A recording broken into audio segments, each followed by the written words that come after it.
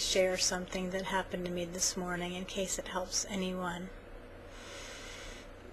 You know how, I don't know if you were, but most of my church life, I guess you could say, I was told, you just bring what you have to God and He cleanses it and purifies it, and if you don't have much, you bring what you have to Him and He understands. And that was in the context of any attitude or any mood or, anything you're going through in life. And while that's true in the case of the widow and the mite, if all you have is a penny and you give what you have, that's one thing. But this is something very different that I was taught in church, and I think a lot of us were.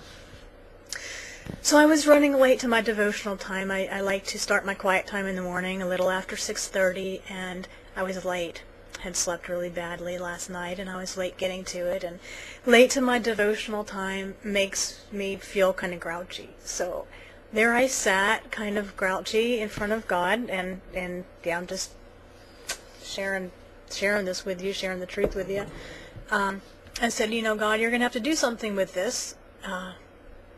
That's all I have.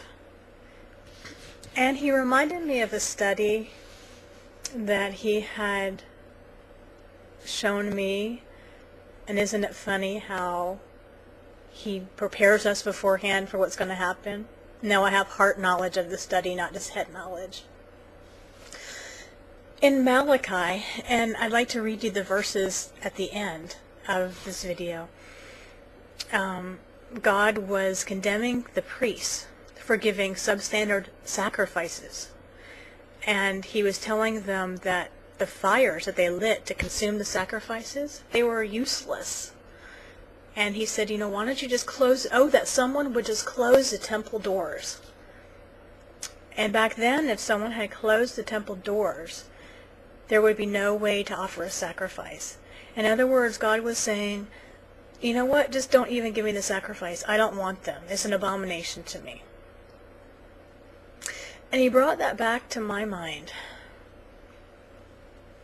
What are you offering this morning? It was like He spoke to my heart. What are you offering this morning?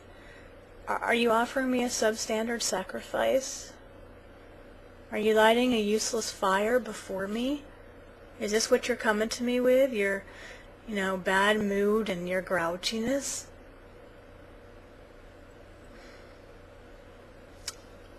In the Old Testament, the sacrifices, not only were they first fruits, they were the best. The best crops, the best animals, they were unblemished. And that wasn't what I came to Him with. And He showed me that. And that did more for me because I went from an attitude of grouchiness, and here I am, God, and you've got to do something with this, to an attitude of almost tears and reverence and humbleness and thankfulness of being able to come before God, the Creator. And that did more than someone just saying, it's okay if all you have is a substandard sacrifice and you offer it to God. He understands. No, that's not biblical. That's nowhere in the Bible. And it's funny how over the last year, God's really, for both my husband and I, taken a lot of doctrines of the church or religion or however we want to put that, and showed us where these things aren't biblical. Many of them we knew weren't biblical, and there's things like this that He cleanses out of our lives. So let me read you the actual text. It's in Malachi chapter 1, and it's verses 6 through 13. And He's condemning the priests, and Peter says that we are priests, holy unto God, if we are believers. And he says, you've shown contempt for my name, but you priests ask, how have we shown contempt to your name? You place defiled food on my altar. But you ask, how have we defiled you? By saying that the Lord's table is contemptible. When you bring blind animals for sacrifice, is that not wrong? When you sacrifice crippled or diseased animals, is that not wrong? Try offering them to your governor. Would he be pleased with you? Would he accept you?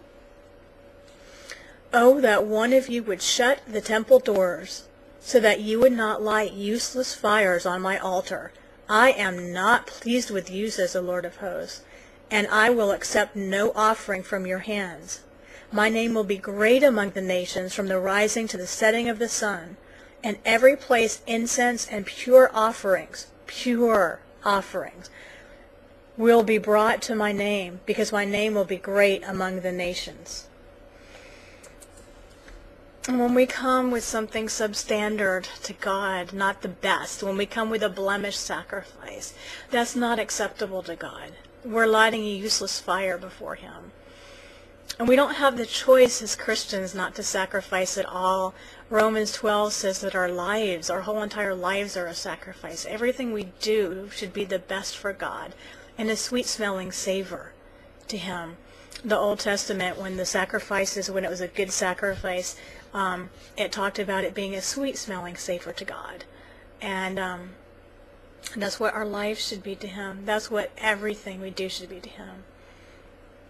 So that's what I wanted to share with you this morning. And thank you for letting me come to you and kind of humble myself before you and share that with you. We can't give anything but our best. Our best. God bless.